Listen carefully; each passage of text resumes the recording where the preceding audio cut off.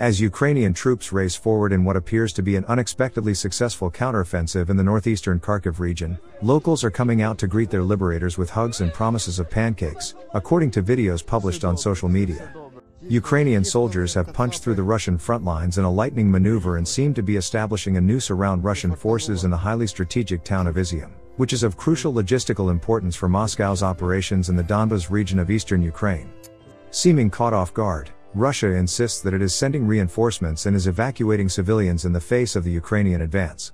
As they push deeper into the Russian-occupied territory, the Ukrainian soldiers are posting videos of their reception in towns and villages along the route of their breakthrough. In footage recorded in the town of Balaklia, which had a pre-war population of around 28,000, a group of women cheer the incoming Ukrainian soldiers on the main square of the town. A Ukrainian soldier also appears in the background, wiping his feet on what looks like the flag of one of the pro-Russian separatist groups. In another video, a group of women embrace several Ukrainian soldiers at the entrance to an apartment building in Balaklia, shedding tears of joy and repeating, "Thanks, boys." One of the women even offers pancakes to her liberators.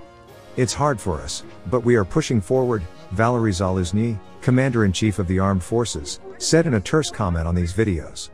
The Ukrainian counteroffensive in the Kharkiv region is Kyiv's biggest advance since Russian troops were forced to withdraw from around Kyiv and northern Ukraine in early March.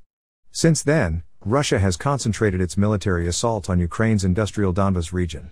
The move to impose a stranglehold around Izium, a town with a pre-war population of 46,000, has rekindled memories of a major encounter fought in almost exactly the same territory in World War II.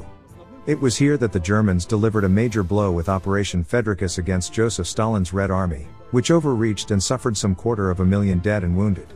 Commenting on the capture of Balaklia, Ukrainian President Volodymyr Zelensky wrote on Thursday night that everything is in its right place. The Ukrainian flag is in a free Ukrainian city under a free Ukrainian sky.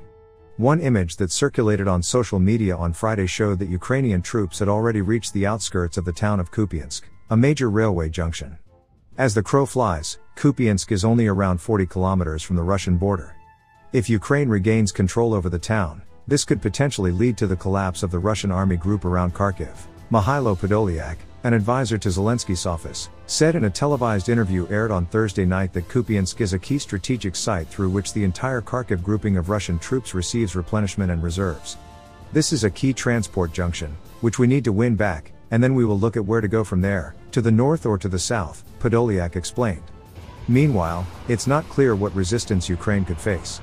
On Friday afternoon, Russia's defense ministry published a short video that purportedly showed a transfer of Russian troops in the Kharkiv direction. However, it was not clear from the footage how many troops and with what kinds of equipment Russia could move in its defense of the region. Vitaly Ganchev, the Russia-appointed head of the Kharkiv government, said in a televised interview that pro-Russian authorities had started to evacuate civilians from Izium and Kupiansk.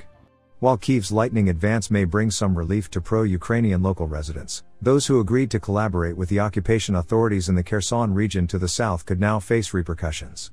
Kirilo Timoshenko, deputy head of the office of Zelensky's chief of staff, posted on Friday a photo showing a captured, blindfolded man with his hands bound behind his back, who was introduced as the former head of the Russian-installed government of Ivanivka, a village in the Kherson region.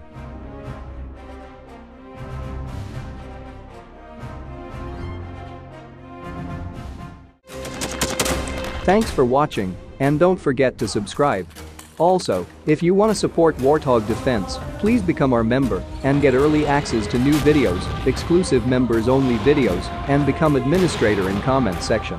The membership link is in the description. Rescues